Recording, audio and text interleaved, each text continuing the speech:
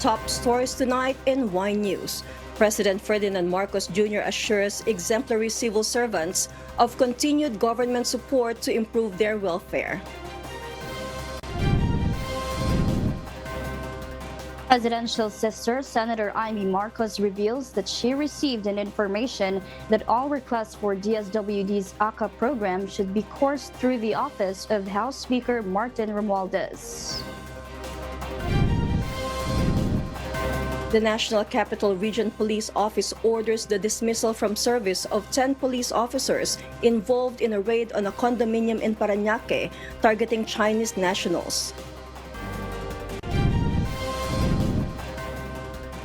And later on, we will discover why tensions escalated as Gaza truce talks among the United States, Egypt, Israel, and Qatar concluded without any breakthrough.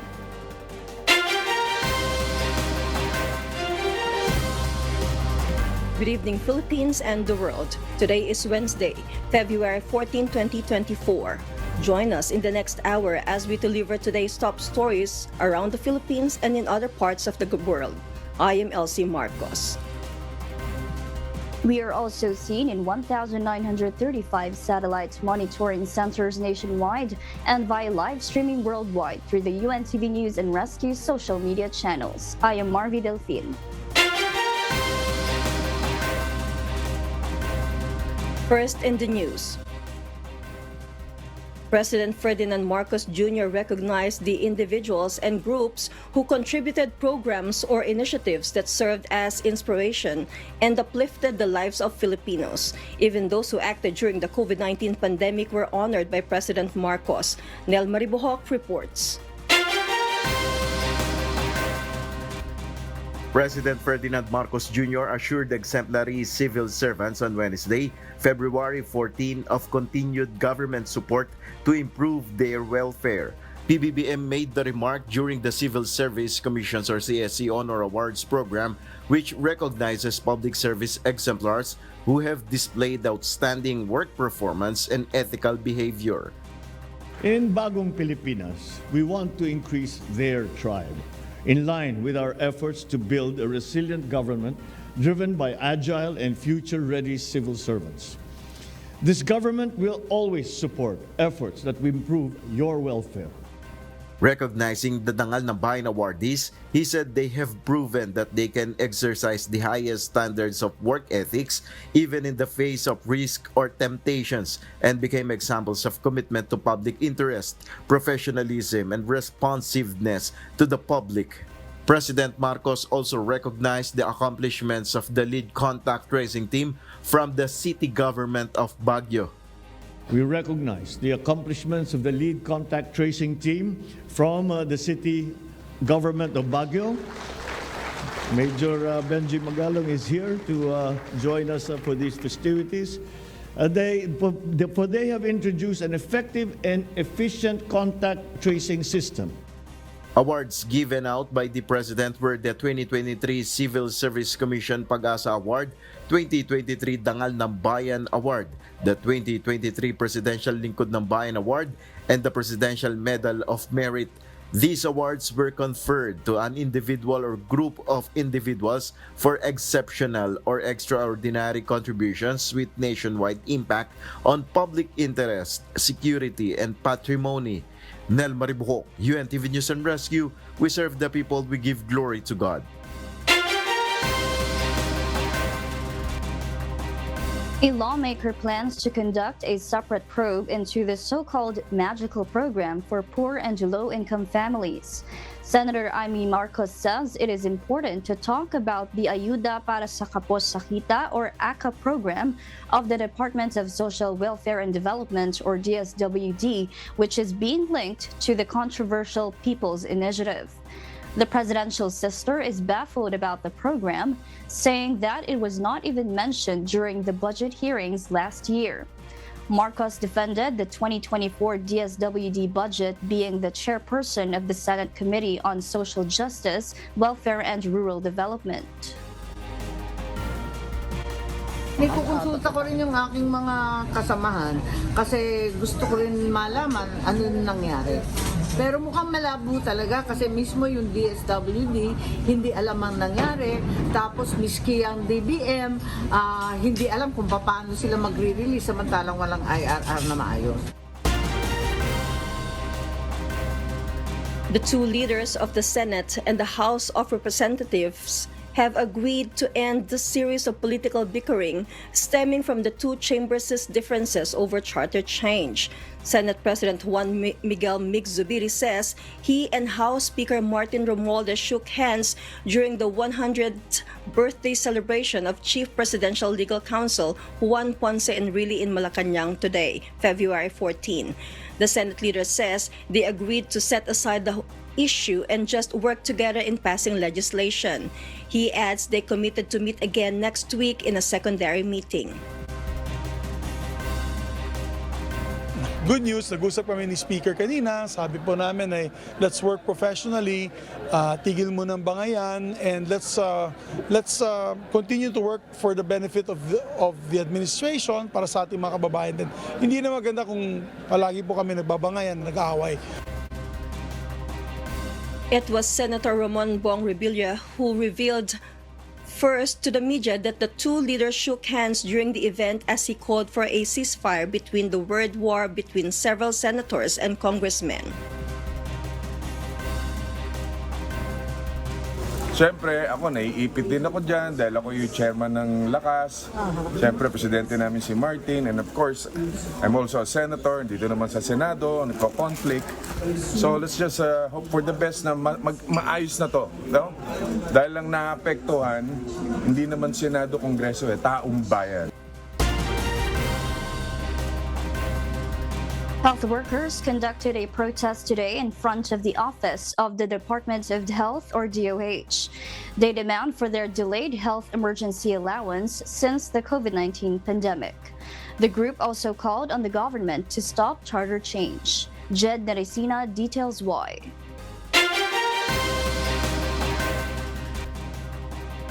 Health workers has appealed to the government today, February 14, for salary increase and additional benefits. According to Robert Mendoza, National President of the Alliance of Health Workers, their salary needs to be raised from 13,000 pesos to 33,000 pesos. This is because of the country's rising inflation rate. Kaya kailangan namin manawagan na itaas ang sahod sa 33,000 dahil alam natin na hindi nakakayanin ng mga health workers yung 13,000. Tumaas sa pangunahing bilihin, tumaas ang inflation rate at wala na pong natitira doon sa mga sahod ng ating mga health workers. He also said that contractualization should be stopped and all health workers must have the security of tenure. Dapat din, dahil buhay ang pinapangalagaan, magkaroon talaga ng security of tenure at magkaroon ng mass hiring with plantilla positions. Health workers who joined the said protest demand that the government should give them the benefits they deserve. They also call to stop the charter change and pay more attention to the pressing problems of the country, including their sentiments. Jed Neresina, UNTV News and Rescue. We serve the people, we give glory to God.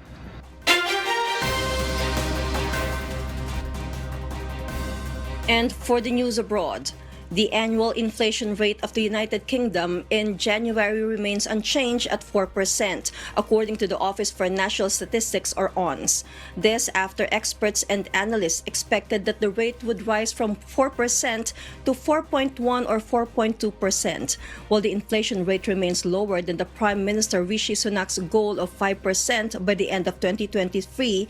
The current rate still remains double the Bank of England's target of 2%. The cost of living crisis in the UK, particularly in gas and electricity costs, still persist, yet this was offset by the fall in food prices seen by the ONS in January. Meanwhile, economists will continue to keep track of the data and aims it will fall back to 3.4% by February. We'll share more global stories with you later.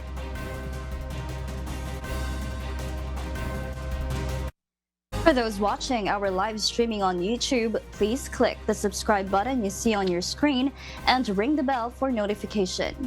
You may also follow us on Facebook, Instagram, and TikTok.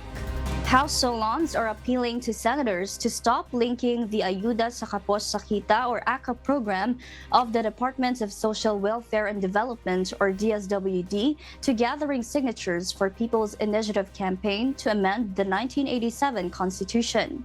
Meanwhile, House Senior Deputy Speaker Aurelio Dong Gonzalez reveals that Senator Amy Marcos were among those who approved the program during the bicameral conference on the 2024 General Appropriations Act or GAA. Rosalie Cos will tell us why. The government has allocated 26.7 billion pesos under the Ayuda para sa Kapos ang Kita or AKAP program of the Department of Social Welfare and Development or DSWD in 2024. This is a one-time cash assistance amounting to 5,000 pesos and will be provided to near-poor, low-income families affected by rising inflation.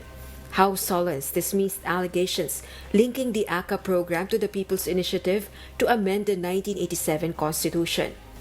House Senior Deputy Speaker Aurelio Gonzalez showed a document in which Senator Amy Marcos was among those who approved the program during the bicameral conference on the 2024 General Appropriations Act or GAA. The AKAP program is among the special provisions of the 2024 national budget. Senator Marcos signed the committee report in which the program was included. House lawmakers expressed bewilderment on linking the program to the PI campaign as well on allegations suggesting that House members acted without Senate knowledge regarding AKAP. Para malinawan lang po natin na Senator Amy, ito po, nakabilog yung pangalan niya na pumirma po siya sa BICAM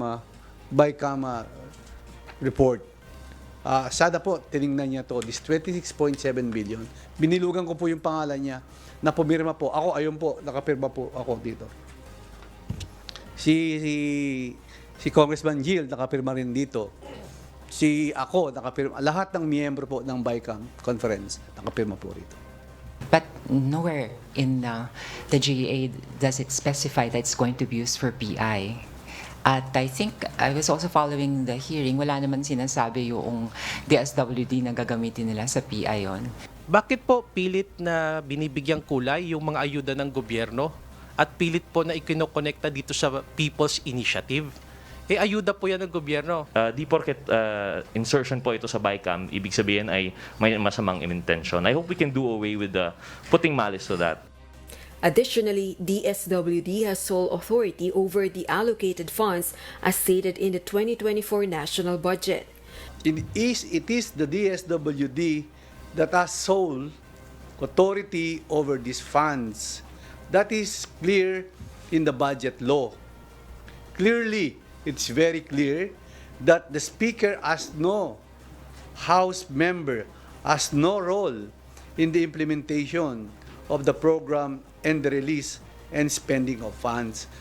Meanwhile, Social Welfare and Development Secretary Rex Gatchalian stressed that not a single centavo of the AKAP budget has been spent as the DSWD is still crafting the guidelines of the program. Rosalie Cos, UNTV News and Rescue. We serve the people, we give glory to God.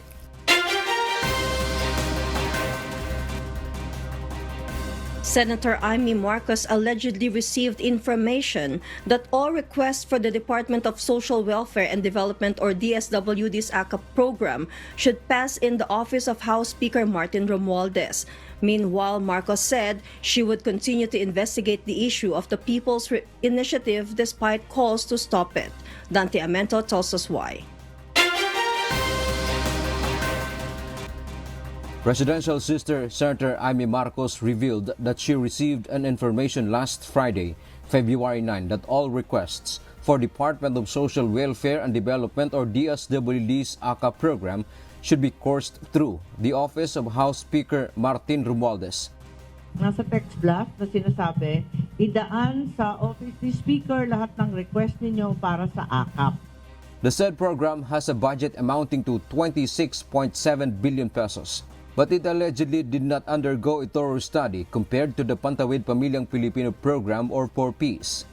Katakot-takot na pag-aaral yung 4Ps. Ito, di hamak na malaki, walang pag-aaral, maski yung DBM nagtataka saan to galing. The legislator further said she also received another information that the AKAP fund would be downloaded to local government units that have gathered enough signatures for the People's Initiative. Dalian na daw yung mga LGU na nakapagpirma ng labis-labis. Yung lampas ng 3% na itinakda. Nagpasikatan yata yung ibang LGU, ibang distrito, uunahin daw sa AKAP yun. Yun ang sabi. At isubmit na daw yung mga listahan. Senator Marcos emphasized this humongous amount had been inserted without their knowledge. It is suspicious that it's used to fund the signature gathering for People's Initiative considering the timing. Nalusutan din ba kayo, ma'am, nitong 37B na to? The text blast was the first time I heard of the Project AKAP. Paano lumusot, ma'am? I have no clue. Meanwhile, the Lady Solon also clarified that they will continue investigating the alleged bribery on the People's Initiative. This is amid calls from the legislators of the lower house of Congress to stop it for allegedly being a waste of time. Ang nakakatawa, sila yung unang bumira nito eh. Sila ang pasimuno ng PI na yan. Hindi naman kami. Ngayon, nung tuklasan ng Senado at inusisa, biglang umaaray sila at nagsasabi mag-ceasefire. Wala tayong magagawa. May kailangan managot kapag ginamit ang pondo ng gobyerno. May kailangan parusahan. Senator Marcos explained that among their intentions for the conduct of the hearing is to find out what is the right process in conducting the People's Initiative. Dante Amento, UNTV, News and Rescue. We serve the people. We give glory to God. The National Capital Region Police Office has ordered the dismissal from service of 10 police officers involved in a raid on a condominium in Parañaque last September 16, 2023, targeting Chinese nationals. NCRPO Director Police Major General Jose Melencio Nartates Jr. underscored that these 10 officers have been found guilty of administrative charges. These charges include robbery, planting of evidence, abuse in the service of warrants, violation of domicile, perjury, falsification of public documents, obstruction of justice, and violation of police operational procedures. Aside from the 10 police officers, 7 officers face demotion to the next lower rank, while 17 others have been suspended.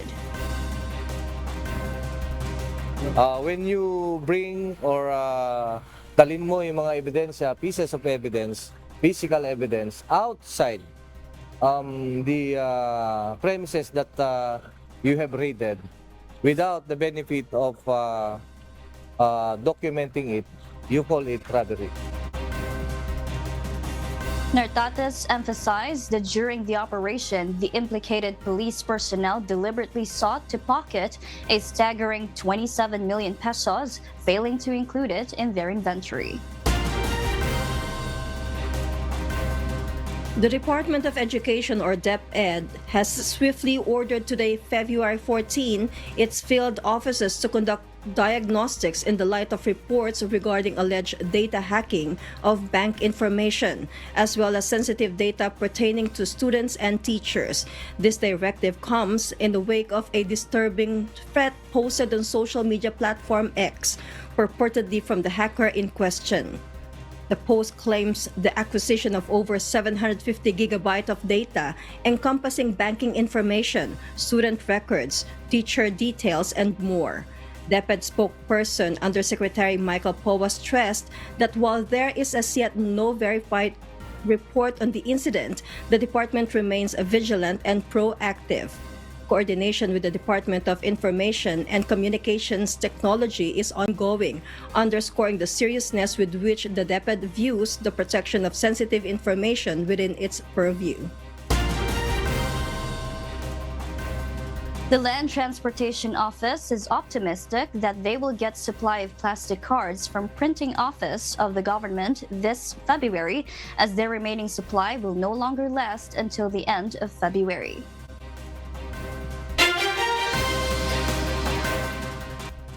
Land Transportation Office or LTO revealed that they only have around 100,000 pieces of plastic cards left from their offices.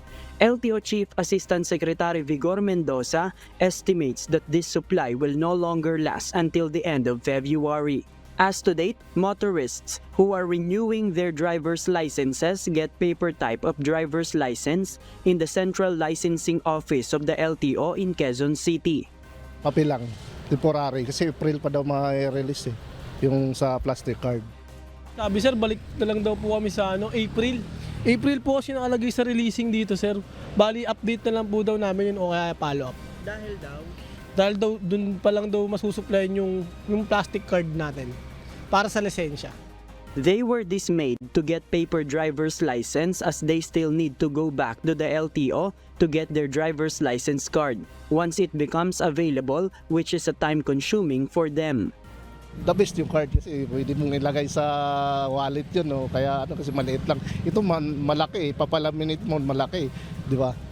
Mahirap dalhin. Siyempre, hindi mo may bulsa to Imagine mo na lang, ganito, wala yung ID mo. Anong gagawin mo? Ganito ka, babiyahe ka, no? Ano feeling ng ganito, tol, di ba? Isipin nyo nga, yung gobyerno natin, no? Babiyahe ka, ganito ka, ID, no? Tapos pag sinita ka, uy, ang laki ng ID mo, hindi sarado to lisensya to According to LTO, they will submit this afternoon the additional documents to the Department of Transportation on the proposed government-to-government procurement of plastic cards. This process means that a printing agency of the government, primarily the National Printing Office, will provide the necessary supply to the LTO. LTO is optimistic that this process will be done this February. Definitely this month, yeah. As to when exactly, well, ayoko naman i-rush ang DOTR, but everybody is working of great urgency para maayusan natin yan. LTO also mentioned that the court still has no decision on the injunction order versus the delivery of plastic cards from the bidding. This means that there's still no guarantee when they will be able to use the supply. The LTO is still implementing automatic extension of the validity of driver's license, which are expiring from April 2023 up to April 2024. JP Nunez, UNTV, News and Rescue. We serve the people, we give glory to God.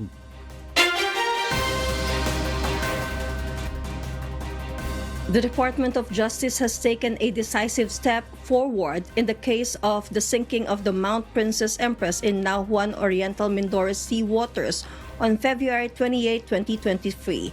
Their recommendation to pursue legal action against those responsible for this incident, which resulted in a significant oil spill due to the tanker carrying over 900,000 liters of industrial fuel oil, marks a pivotal moment in seeking accountability. Among the respondents are the owners of the MT Princess Empress, some of its employees, personnel from Marina, and the PCG. This move towards legal recourse has garnered positive responses, with Paula Mayor Jennifer Cruz expressing welcome to this development. In response, the PCG spokesperson indicated that they will await official documents before issuing a statement, emphasizing the importance of a thorough review. Meanwhile, the Maritime Industry Authority has affirmed their commitment to cooperate with the DOJ's decision, signaling a united front in addressing the aftermath of this environmental disaster and seeking justice for those affected.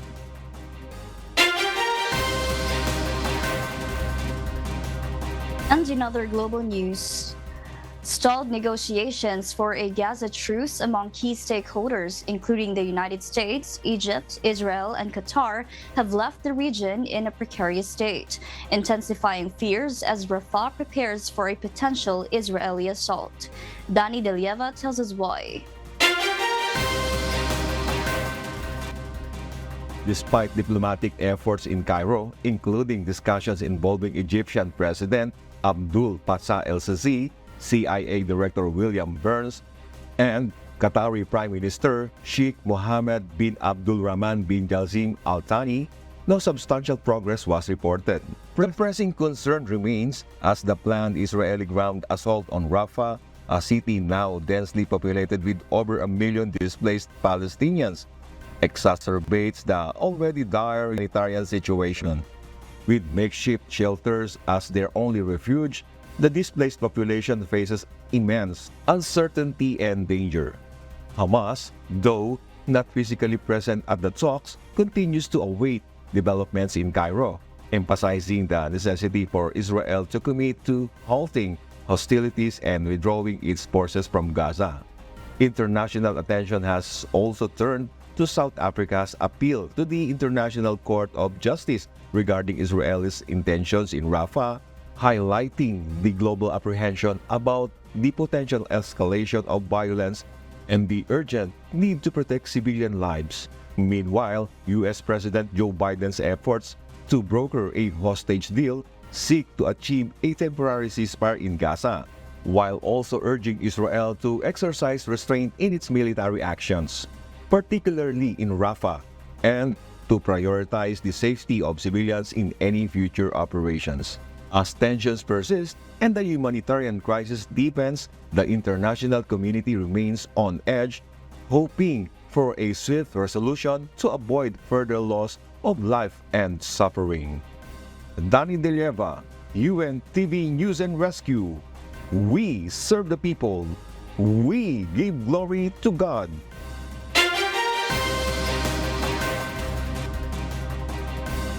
Former United States Attorney for Maryland Special Counsel Robert Hur may have to testify before the Judiciary Committee regarding his investigation of President Joe Biden's handling of classified documents. The incident happened in January 2017 after Biden left office as vice president, and Gonzalez explains why.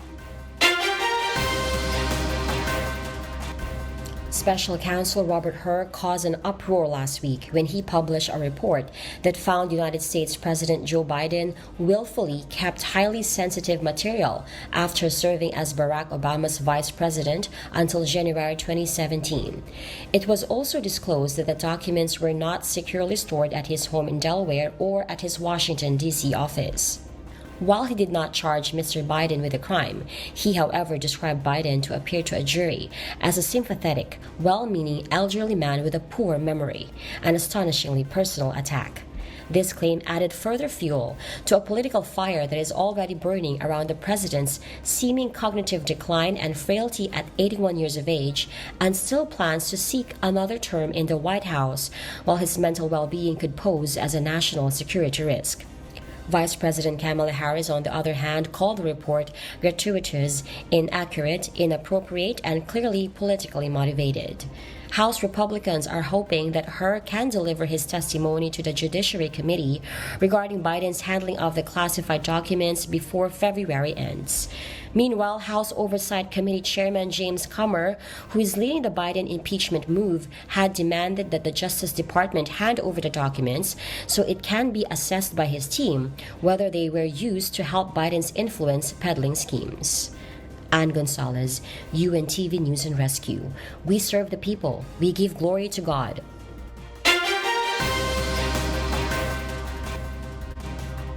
And those are the reasons behind the news in other parts of the globe.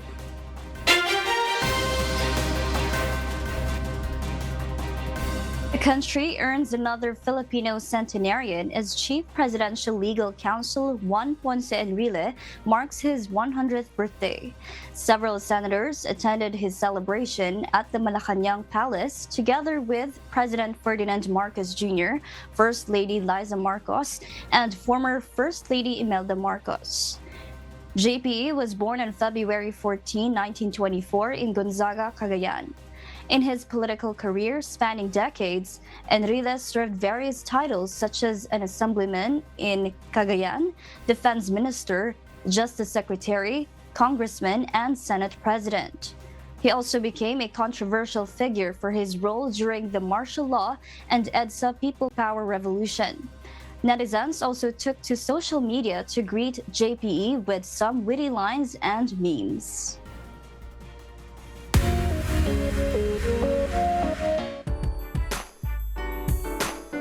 Another story of love is yet to unfold this Friday at the Smart Araneta Coliseum, as KDR Music House and Wish 107.5 have come up with Wish Day Tides. Gladys Tawabi reports.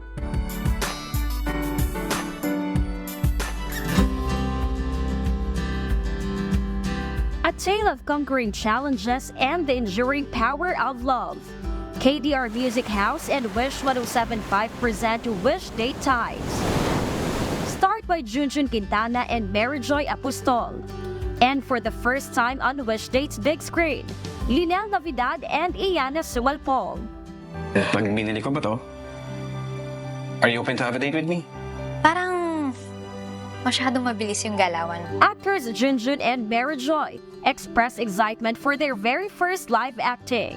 Yun ang natutuwa ako sa Wish Date na pinapakita nila palaging human stories. This time, I'm really looking forward to be able to perform in front of many people in Araneta Coliseum, and it's going to be my first time as an actor to perform, to have a live performance po. And kaabang-abang, masasabi ko na sana mas maging exciting for this particular episode. Yes, pero may kaba. Hindi nawala yung kaba ko kasi nga last ko yata na nag-live is high school ako. Oo, parang Cinderella pa ata yung pinortray ko nun. Pero ito talaga totoong live siya. So, ayun, I'm very excited. Well, the story kasi, I can say na medyo kakaiba siya kasi meron talaga siyang plot twist. So, yun ang kailangan nilang abangan. Juan Linel and Iana shared how excited they are to be part in this short film and experience to be working with KDR Music House and Wish 107.5. I really feel honored and at the same time blessed that I am able to work not just with my co-actors but also with the directors, producers, and other staff here. They're also talented, they're also welcoming, and I can say that this is really a great experience. When I first read the story, it was very interesting. One thing that came to mind is, whoa, ang sakit. The ability of the character to overcome that or to make a resolution about the problems, it's actually amazing. And so far, the story is good, it's great. You really have to watch it. First of all, I am happy and I am honored to be here. First of all, I was, kinakabahan pa po ako sa una, pero at the same time, I'm excited and happy and thankful po. Catch the live performances of OPM icon Joey Albert.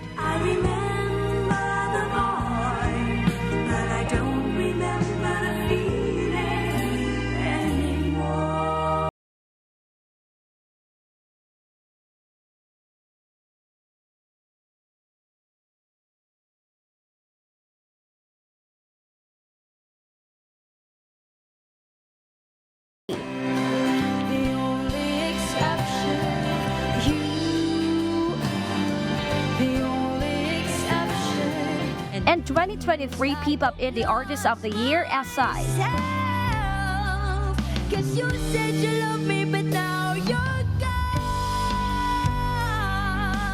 Don't miss Wish Day Tides. This Friday, February 16, 7 p.m. at the Big Dome. Gladys Tawabi, UNTV News and Rescue. We serve the people, we give glory to God.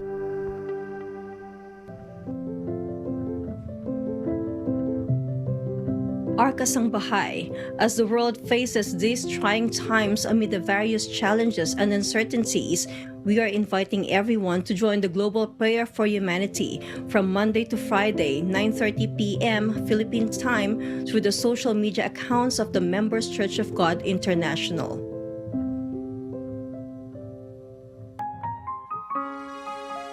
And before we close, we will leave you with the word giving glory to God. From the book of 1 John chapter 4 verse 9, it says, "In this was manifested the love of God toward us, because that God sent his only begotten Son into the world, that we might live through him."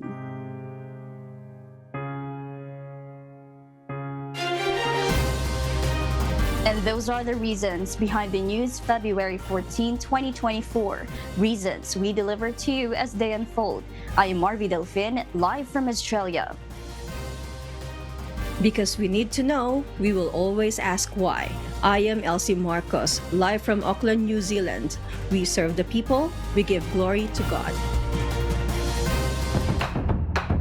In Bagong Pilipinas, we want to increase their tribe, in line with our efforts to build a resilient government driven by agile and future-ready civil servants. This government will always support efforts that will improve your welfare. Nikukonsulta ko rin yung aking mga kasamahan kasi gusto ko rin malaman ano yung nangyari. Pero mukhang malabo talaga kasi mismo yung DSWD hindi alam ang nangyari. Tapos miski ang DBM, hindi alam kung paano sila magre-release samantalang walang IRR na maayos.